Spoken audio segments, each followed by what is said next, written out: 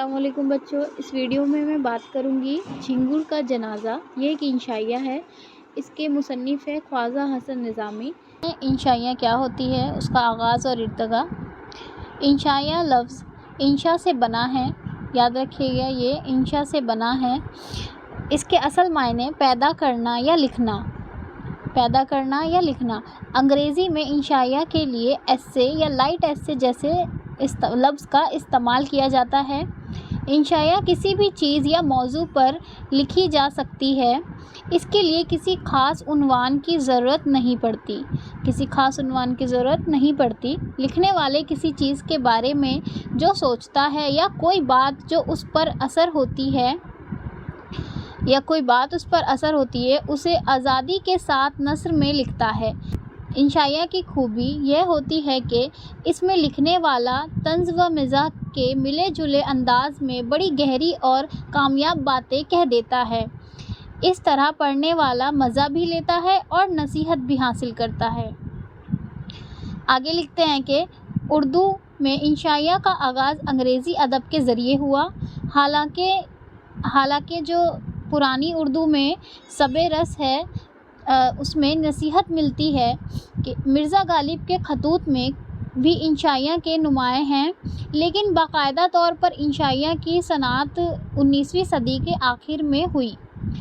Sir Syed Ahmad ख़ां, मोहम्मद हुसैन आज़ाद, मुंशी सज्जाद हुसैन वगैरह जो थे, ये अच्छे इंशाइया लिखते थे।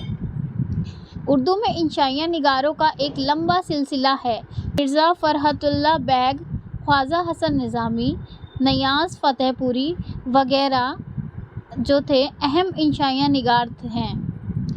तो आइए हम पहले इनके तारुफ पढ़ते हैं ख्वाजा हसन निज़ामी की। ख्वाजा हसन निज़ामी अपने वक्त के बड़े नस्र निगार गुज़रे हैं।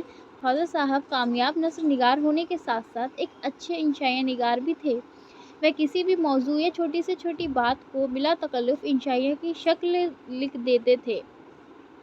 ख्वाजा साहब ने अंग्रेज़ी नहीं पढ़ी थी, लेकिन आपने अरबी और फ़ारसी की तालीम पाने के बावजूद बड़े उम्दा इंशाइया लिखी है। ख्वाजा साहब की पैदाइश 1878 में दिल्ली में दरगाह निज़ामुद्दीन के अहाते में हुई। ख्वाजा साहब की ज़िंदगी बड़े तंगदस्ती में बसर हुई और आपका इब्तदाई ज़माना बड़ा तकल्लुफ़दार रहा। इस दौर में ख्वाजा साहब दरगाह आने जाने वाले लोगों की अजूतियों की निगरानी करते थे, कभी किताब बेचते और किसी भी तरह ज़िंदगी बसर करते। इसके बाद ख्वाजा साहब पढ़ने लिखने की तरफ ध्यान देने लगे और इस कदर मेहनत की कि तकरीबन 150 किताबें लिखकर खूब नाम इज़्ज़त हासिल किया। ख्वाजा साहब आखिर वक्त में भी लिखते रहते थे। 1955 में आपका इंतकाल हो गया।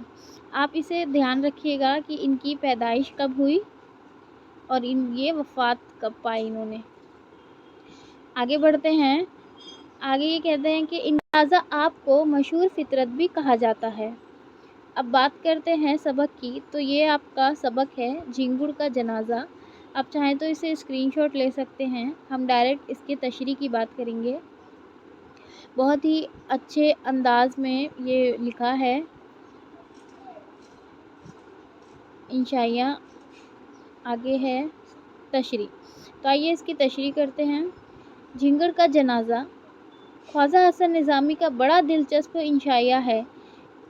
इसमें ख्वाजा साहब ने एक मामूली चीज़ यानी झिंगुर जैसे जानवर को मौजू बनाया है, जहां उन्होंने नसीहत की बातें बयान की है।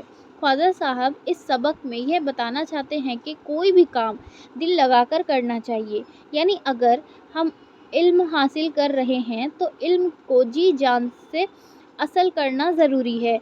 ऐसे इल्म से ज़रूर फ़ायदा होगा।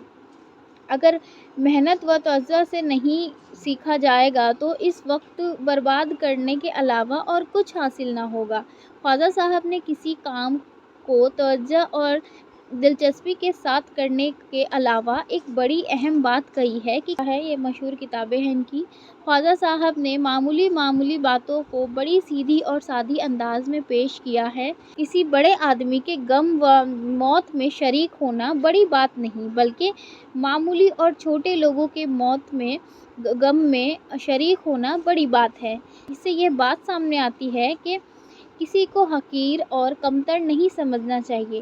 خواجہ صاحب آگے کہنا چاہتے ہیں کہ انسان کو یہ خاصیت ہے، انسان فطرت میں یہ خاصیت ہوتی ہے کہ وہ اس کو جواب نہ ملنے پہ وہ غصہ ہوتا ہے، ناراضگی آتی ہے، جو انسانی اخلاق کے خلاف ہے۔